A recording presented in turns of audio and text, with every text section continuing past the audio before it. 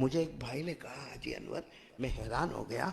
ओ, हमारे सूरत का रहने वाला और अल्लाह ने बहुत मालो दौलत से नवाजा, बड़ी इमारत है उसकी। वो कहता मैं ईशा की नमाज जमात के साथ पढ़ता हूँ बेटा सुहेल सुनना। और वो अब्बा कहता है कि मैं रूम में आके ईशा की नमाज के बाद मैं अपने कमरे में आता, सीटिंग रूम में आता हूँ और सीटिंग रूम में मैं अपनी तस्बीह निकालता हूँ। कहता 15 रात से मैं देखता हूँ मेरा बेटा एक आध घंटे के बाद ईशा के बाद घर में आता है, घंटी बजाता है, हमारे काम करने वाले दरवाजा खोल देते, वो मोबाइल के साथ अंदर आता है और धीरे धीरे कदमों से मोबाइल पे बात करता करता करता करता अपने कमरे में चला जाता। वो बाप कहता अल्लाह की कसम 15 रात हो गई, कभी मुड़कर मेरी तरफ देखकर नहीं कहा अब्बा आपने दवा पी के नहीं पी, अब्बा आपको सर में तो दर्द नहीं होता, अब्बा आपको तकलीफ। वो बाप मुझे रोकर कहता है कारी साहब एक जमाना मेरी गरीबी का था, ये मेरा बेटा खिलौना मांगता था, खिलौना महंगा होता था, मैं कर्जा लेता था लेकिन मेरे बेटे को खिलौना ला कर देता था।